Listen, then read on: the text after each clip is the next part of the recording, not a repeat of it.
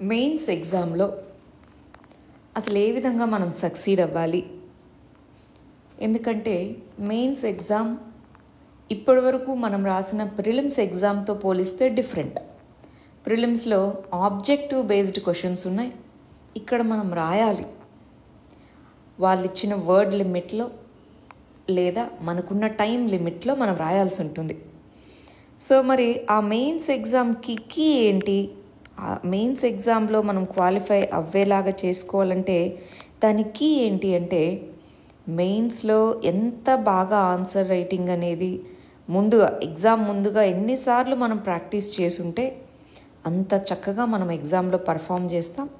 దాన్ని బట్టే మన యొక్క సక్సెస్ అనేది డిపెండ్ అయ్యి ఉంటుంది. మరి ఆన్సర్ రైటింగ్ దేని మీద డిపెండ్ అయ్యి ఉంటుంది? మన యొక్క ప్రిపరేషన్లో ఉండే వివిధ రకాల కాంపోనెంట్స్ పైన డిపెండ్ అయ్యి ఉంటుంది. అవేంటి? ముందు ఒక కాన్సెప్ట్ని మెయిన్స్ పాయింట్ ఆఫ్ వ్యూలో ఎలా చదవాలి, దాన్ని ఏ విధంగా మన ఎగ్జామ్కి రిలవెంట్గా చూసుకోవాలి అనేది ఇంపార్టెంట్.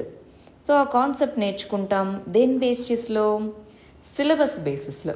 ఈ పర్టికులర్ సబ్జెక్ట్లో ఈ టాపిక్ ఎక్కడి నుంచి చదవాలి, ఎంత డెప్త్లో చదవాలి అనేది ముందు తెలియాలి.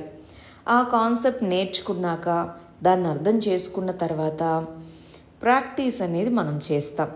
ఈ ప్రాక్టీస్ కోసమే ప్రీవియస్ క్వశ్చన్స్ లేదా మోడల్ క్వశ్చన్స్ అనేవి మనకి ఇంపార్టెంట్. మరి ఆ ప్రాక్టీస్తో పాటు టైం మేనేజ్మెంట్ కూడా ఇంపార్టెంట్ కదా. ఆ పర్టికులర్ టైంలో 3 అవర్స్లో మనం రాయగలగాలి. మరి ఈ 3 కూడా ప్రాక్టీస్ చేసేందుకు, విత్ ఇన్ టైం మనం రాసేందుకు, కాన్సెప్చువల్ అండర్స్టాండింగ్ అనేది డీపెండ్ చేసుకునేందుకు, వీటన్నిటికీ కూడా మనం ఒక షెడ్యూల్ ప్రకారం ప్లాన్ చేసుకొని ఇన్ని డేస్ ఉంది, ఈ పర్టికులర్ టైం పీరియడ్లో ఫర్ ఎగ్జాంపుల్ 1 వీక్ చదువుతాను, ఆ చదివిన సబ్జెక్ట్ని రివైజ్ చేసి కొన్ని మోడల్ క్వశ్చన్స్ తీసుకొని ఆన్సర్స్ ప్రాక్టీస్ చేస్తాను, ఆ ప్రాక్టీస్ చేసేటప్పుడు ఇంత టైం లిమిట్లో చేస్తాను అని మనం అనుకుంటాం. మరి వీటిలో ప్రీవియస్ క్వశ్చన్స్ యొక్క పాత్ర ఏంటి? ప్రీవియస్ క్వశ్చన్స్ అనేవి మనకి ఒక చుక్కానిలాగా, అంటే ఒక గైడెన్స్ లాగా పనికొస్తాయి. ఇంతకుముందు ఈ టాపిక్ నుంచి ఏ విధంగా క్వశ్చన్స్ అడిగారు, ఈ పర్టికులర్ టాపిక్లో మెయిన్స్ పాయింట్ ఆఫ్ వ్యూలో దీన్ని ఎంతవరకు చదవాలి, ఎంత లిమిట్ వరకు చదవాలి, కరెంట్ ఇష్యూస్ అనేవి అడుగుతారా లేదా, ఇలాంటివన్నిటికీ కూడా మనకి ప్రీవియస్ క్వశ్చన్స్ అనేవి హెల్ప్ అవుతాయి. అందుకోసమే ఇవాళ మనం ఏం చేయబోతున్నామంటే యూపీఎస్సీకి సంబంధించిన పాలిటీ రిలేటెడ్ క్వశ్చన్స్ కొన్ని చూడబోతున్నాం. టీఎస్పీఎస్సీకి ప్రిపేర్ అయ్యే వాళ్ళు కూడా ఇవి చూడొచ్చు. ఎందుకంటే అటు యూపీఎస్సీకి సంబంధించిన క్వశ్చన్స్లో ఉన్న సిలబసే మనకుంది. రెండో పాయింట్, టీఎస్పీఎస్సీకి ఇప్పటి వరకు మనకి ప్రీవియస్ క్వశ్చన్స్ అంటూ పర్టికులర్గా లేవు. అదేవిధంగా ఏపీపీఎస్సీ వాళ్ళు కూడా ఇప్పుడు మనం ఏదైతే మోడల్ మాట్లాడుకోబోతున్నామో అది కూడా వీలైతే చూసుకోగలిగితే మనం ఏ విధంగా ఉన్నటువంటి క్వశ్చన్స్ని అనలైజ్ చేసుకోగలము అన్నది మనకు ఒక క్లారిటీ వస్తుంది. సరే, ఫస్ట్ ఇక్కడ చూడండి, మనం 2013 నుంచి 2023 వరకు ఉన్నటువంటి క్వశ్చన్స్ అన్నీ తీసుకొని టాపిక్ వైజ్గా అరేంజ్ చేసుకున్నాం.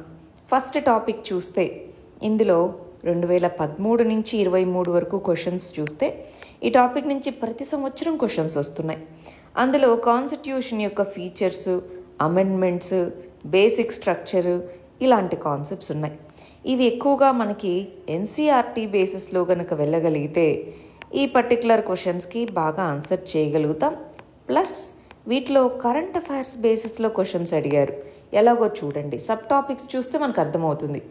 ఫండమెంటల్ రైట్స్ గురించి, ఆర్టికల్ 371A గురించి, freedom of speech and expression అంటే article 19A, uniform civil code DPSP గురించి, ఆర్టికల్ 21 ప్రియాంబుల్, ఇది ఫీచర్స్, ఫెడరలిజం అనే ఫీచర్ గురించి అడిగారు. Fundamental rights, right of movement అంటే fundamental rights, right to life and personal liberty fundamental rights, constitution యొక్క features. అంటే fundamentally ఇక్కడ ఒక 3 కాన్సెప్ట్స్ నుంచే మనకి ప్రతి సంవత్సరం కూడా క్వశ్చన్స్ అనేవి వస్తూ ఉన్నాయి. సో వాటి కోసం కొన్ని కాన్సెప్ట్స్ మనం రాయాలి అంటే ఖచ్చితంగా చూడండి, రైట్ టు ప్రైవసీ అప్పుడు ఎందుకు అడిగారు అంటే పుట్టస్వామి జడ్జిమెంట్ వచ్చింది.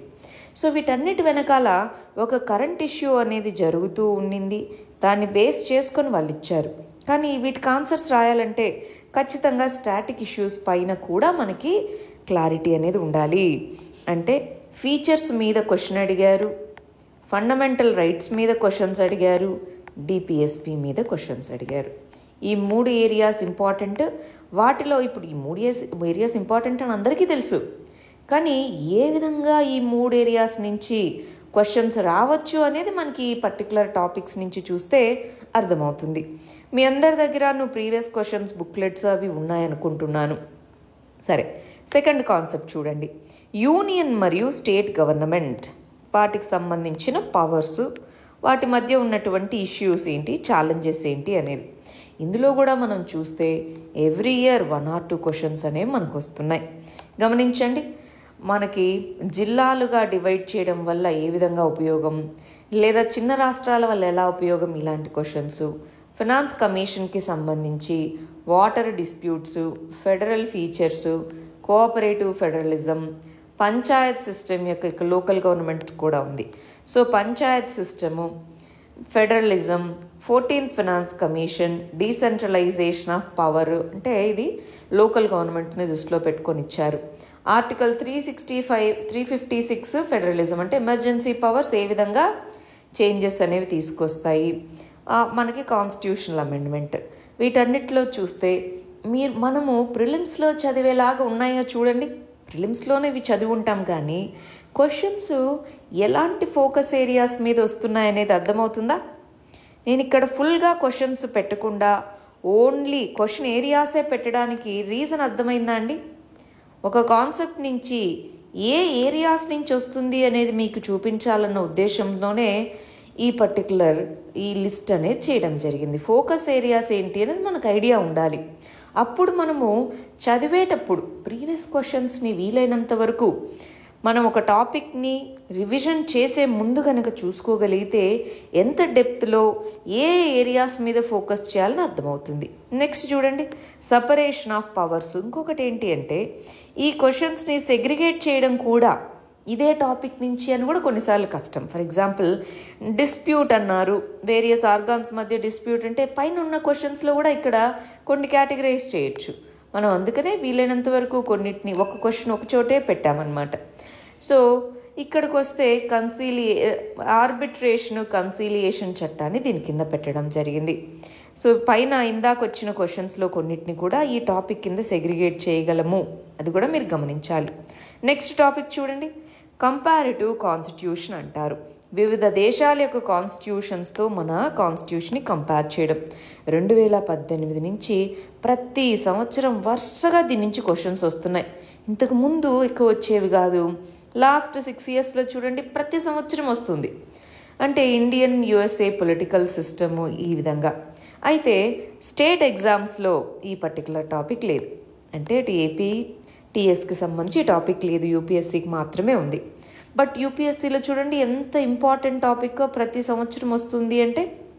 నెక్స్ట్ చూడండి, పార్లమెంట్ మరియు స్టేట్ లెజిస్లేచర్స్, వాటికి సంబంధించిన ఫీచర్స్. వాటిలో ఈ parliament, state legislature very very important. కనీసం 2 క్వశ్చన్స్ వస్తున్నాయి, అవి కూడా ఆ సంవత్సరం కరెంట్ ఇష్యూలో ఉన్నవి. అంటే ఇష్యూ జరుగుతూ ఉంటుంది. ఫర్ ఎగ్జాంపుల్ ఇప్పుడు లోక్సభకు సంబంధించినటువంటి స్పీకర్ని అపాయింట్ చేయడము, ఎవరు ఏ విధంగా అపాయింట్ చేస్తారు, ఏ విధంగా ఎన్నికల ప్రాసెస్ ఉంటుంది, లేదా రాజ్యసభకు సంబంధించి వైస్ ప్రెసిడెంట్ లేదా రాజ్యసభ చైర్మన్ ఎలా ఉంటారు, ఇలాగా చూడండి ప్రతి సంవత్సరం మనకి దీని మీద క్వశ్చన్స్ వస్తూనే ఉన్నాయి ఈ టాపిక్ నుంచి. ఆర్టికల్ 370 గురించి కావచ్చు, అమెండ్మెంట్, ఈ విధంగా ప్రెసిడెంట్ యొక్క powers, parliament standing committee, estimates committee. ఒక్క క్వశ్చన్ అని కాదు, ప్రతి సంవత్సరం మనకి నంబర్ ఆఫ్ క్వశ్చన్స్ ఈ టాపిక్ నుంచి వస్తున్నాయి. సో దీన్ని ఎంత రిలవెంట్గా మనం చదువుకోగలము అనే దాన్ని బట్టి స్కోర్ చేసుకుంటాం. మరి ఈ టాపిక్కి తప్పనిసరిగా మనం కమిటీస్ వాటి యొక్క రికమెండేషన్స్ని జోడించాల్సి ఉంటుంది. వీలైన చోట జడ్జిమెంట్స్ అనేవి సుప్రీంకోర్టు యొక్క జడ్జిమెంట్స్ లేదా రిలవెంట్ హైకోర్టు జడ్జిమెంట్స్ ఏమైనా ఇంపార్టెంట్ ఉంటే వాటిని ఖచ్చితంగా మనం యాడ్ చేసుకోవాల్సి ఉంటుంది.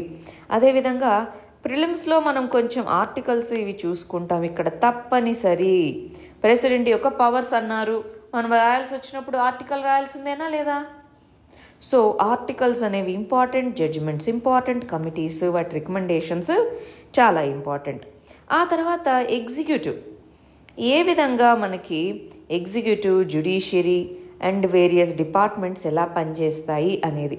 సో వీటిలో మనం ఇందాకటి దాంట్లో ఓవరాల్గా స్టేట్ లెజిస్లేచర్, పార్లమెంట్ వీటి గురించి చూసాము. ఇక్కడికి వచ్చేటప్పటికి 3 ఉన్నప్పటికీ ఎక్కువ క్వశ్చన్స్ జ్యుడిషియరీ మీద వచ్చాయి. ఒకసారి చూడండి, 2014 నుంచి ఇప్పటి వరకు కనుక చూస్తే జ్యుడిషియల్ యాక్టివిజము, సైజ్ ఆఫ్ క్యాబినెట్ అంటే ఇది ఎగ్జిక్యూటివ్కి సంబంధించి, doctrine of separation of powers అంటే ఎగ్జిక్యూటివ్, జ్యుడిషియరీ, లెజిస్లేచర్ వీటి మధ్య ఉన్నటువంటి రిలేషన్షిప్కి సంబంధించి, జ్యుడిషియల్ రివ్యూ, ఇక్కడ సెంట్రల్ అడ్మినిస్ట్రేటివ్ ట్రిబ్యునల్, ఈ విధంగా వీటిలో కూడా 1 or 2 క్వశ్చన్స్, 2 క్వశ్చన్స్ మినిమం వస్తున్నాయి.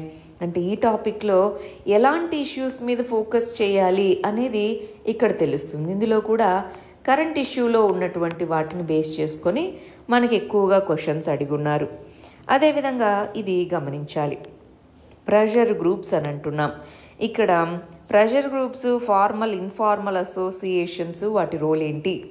సో వీటి నుంచి ప్రతి సంవత్సరం రాకపోయినా 2 yearsకి ఒకసారన్నా క్వశ్చన్స్ వస్తున్నాయి. Functioning of pressure groups, cup panchayats, Indian political process మీద ఏ విధంగా వీటి యొక్క ఇన్ఫ్లుయెన్స్ ఉంది, ఇండియన్ పాలసీ మేకింగ్ మీద, ఇలాగా ఈ టాపిక్ నుంచి మనకి క్వశ్చన్స్ వస్తూ ఉన్నాయి. Next, salient features of RPA, representation of people's act. ఈ సంవత్సరం ఖచ్చితంగా దీని నుంచి క్వశ్చన్ వచ్చే అవకాశం ఉంది. మనకి లోక్సభ ఎలక్షన్స్ ఇవన్నీ జరిగినటువంటి సందర్భంలో ఈ పర్టికులర్ ఏరియా అనేది చాలా చాలా ఇంపార్టెంట్ అండ్ రిలవెంట్. సో అందుకోసం ఇంతకు ముందు ఉన్నటువంటి క్వశ్చన్ ఏరియాస్ ఎలా వచ్చాయి చూసుకొని ఇయర్ ఎలా మనకు క్వశ్చన్స్ రావచ్చు, ఎలక్షన్స్కి సంబంధించి తప్పనిసరిగా చదవాలి. ఎలక్షన్ కమిషన్, దాని యొక్క ఇండిపెండెన్స్, అది మనం ఈ టాపిక్లో చదువుతాం.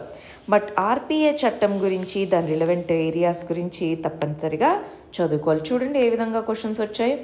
ఆ తర్వాత ఈ టాపిక్ కాన్స్టిట్యూషనల్ బాడీస్, వాటి యొక్క రెస్పాన్సిబిలిటీస్, ఫంక్షనింగ్, వాటిలో వివిధ ఏరియాస్ నుంచి క్వశ్చన్స్ వచ్చాయి. ఎన్హెచ్ఆర్సి, ఎస్ఏబి ఇవి 2 కాన్స్టిట్యూషనల్ బాడీస్ కాదండి, ఇవి మనకి స్టాట్యూటరీ బాడీస్. అవి నేను కింద యాడ్ చేయాలి, పైకి వచ్చినట్టున్నాయి. అదర్వైజ్ మీరు ఇక్కడ చూస్తే CAG, election commission, attorney general, national commission for backward classes, finance commission, ఇవన్నీ కూడా మనకి constitutional bodies. So constitutional bodies నుంచి కూడా మనకి క్వశ్చన్స్ వస్తున్నాయి. ఆ తర్వాత స్టాట్యూటరీ రెగ్యులేటరీ బాడీస్. ఈ స్టాట్యూటరీ రెగ్యులేటరీ బాడీస్లోనే ఇందాక ఇక్కడ అనుకున్నాం కదా, సెబీ, ఎన్హెచ్ఆర్సి, ఈ 2 ఇక్కడ వస్తాయన్నమాట.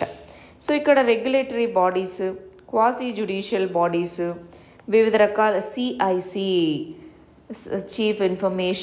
సెంట్రల్ ఇన్ఫర్మేషన్ కమిషన్, ఎన్హెచ్ఆర్సి, సిబిఐకి సంబంధించి ఈ మధ్య ఇష్యూస్ జరుగుతున్నాయి కదండి, ఈడీ, సిబిఐ వాటి ఇండిపెండెన్స్ మీద, ఇలాంటి ఏరియాస్ అన్నీ. అంటే ఓవరాల్గా మనం ఇక్కడ గమనిస్తే ప్రీవియస్ క్వశ్చన్స్, ఇందాక మనం చూసిన పాలిటీ ప్రీవియస్ క్వశ్చన్ నుంచి మనకు అర్థమైంది ఏంటి అంటే, ప్రిలిమ్స్కి, మెయిన్స్కి చదివే దాంట్లో వ్యత్యాసం ఉంది. మనం ఏ ఏరియాస్ ఫోకస్ చేయాలనే దానిపైన. రెండో పాయింట్ వచ్చేటప్పటికి కరెంట్ అఫైర్స్ రిలేటెడ్గా ఉంటాయి, కానీ స్టాటిక్ ఇష్యూస్ అయితే మనం నెగ్లెక్ట్ చేయకూడదు. స్టాటిక్ ఇష్యూస్ పైన క్వశ్చన్స్ వస్తాయి, కరెంట్ ఇష్యూని రెఫరెన్స్గా పెట్టుకొని క్వశ్చన్స్ అడుగుతారు. అంత మాత్రాన స్టాటిక్ ఇష్యూస్ గుర్తు లేకపోతే రాయలేము. ఈ 2 కూడా గుర్తుపెట్టుకోగలగాలి. అదేవిధంగా రిపీటెడ్ ఏరియాస్, ఎక్కువగా రిపీట్ అయ్యేటటువంటి ఏరియాస్, ఇందాక ఫెడరల్ ఫీచర్స్ అన్నారు, అది most repeated area. Election commission, CAG ఇలాంటివి బాగా రిపీట్ అయ్యేటటువంటి ఏరియాస్. అదేవిధంగా లెజిస్లేచర్, దాని యొక్క పవర్స్, ఈ రిపీటెడ్ ఏరియాస్ని చదువుకుంటాము. దాంతోపాటు వాల్యూ అడిషన్ ఏదైతే ఉంటుందో ఆ వాల్యూ అడిషన్ని మనం లిస్ట్ చేసి పెట్టుకుంటాం. మీరు చాలామంది టాపర్స్ ఆన్సర్స్ చూసుంటారు, వాళ్ళు అందరూ కూడా మేము కొంత నోట్స్ చేసుకున్నాము అని చెప్తూ ఉంటారు. ఆ నోట్స్ దేనికోసం?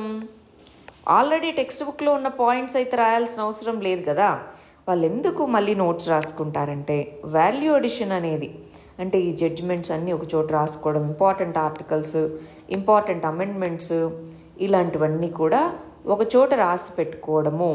దానివల్ల ఏమవుతుంది, క్విక్గా రివిజన్ అవుతుంది. మనకు తెలుసు కదా, ఎన్నో సబ్జెక్ట్స్ ఉన్నాయి మనకి, అవన్నీ కూడా రాసుకోగలగాలి. కమిటీస్ అవ్వచ్చు, జడ్జిమెంట్స్ అవ్వచ్చు, ఇవన్నీ రాసుకోగలిగి కొంత కరెంట్ ఇష్యూస్ అంటే రీసెంట్గా ఇది జరిగింది అని మనం ఐడియా పెట్టుకోగలిగితే వెంటనే మన ఆన్సర్లో వాటిని రికలెక్ట్ చేసుకొని రిప్రొడ్యూస్ చేయగలుగుతాము.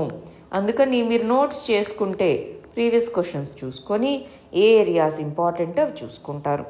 ఇంకొక విషయం కూడా ఏంటి, కీవర్డ్స్. ఆన్సర్ రాసేటప్పుడు కీవర్డ్స్ వాటిని హైలైట్ చేయాలి కదా, వాటిని కూడా మీరు నోట్స్ రూపంలో రాసుకోవచ్చు.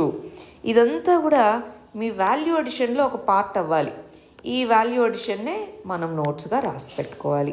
ఈ విధంగా ప్రతి సబ్జెక్ట్కి కనుక మనం ప్రీవియస్ క్వశ్చన్స్ని అనలైజ్ చేసుకోగలిగినట్లయితే ఈజీగా మనము చదువుకోవడానికి ఈజీ అవుతుంది, మనలో ఒక కాన్ఫిడెన్స్ బిల్డ్ అవుతుంది, ఎగ్జామ్ కూడా మనం బెటర్గా పర్ఫామ్ చేయగలుగుతాం. దీనికి సంబంధించి ఇంకేమైనా డౌట్స్ కానీ క్వశ్చన్స్ కానీ ఉంటే కమెంట్స్లో చెప్పచ్చు. All the very best. Thank you very much.